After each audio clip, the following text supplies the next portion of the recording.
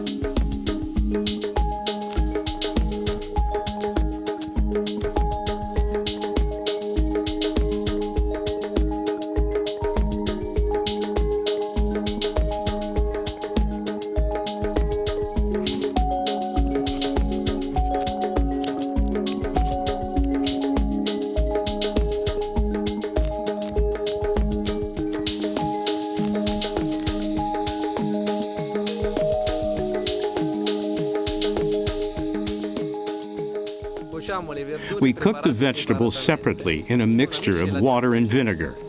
Then we let them cool down in water and ice to stop the cooking process and to prevent oxidation.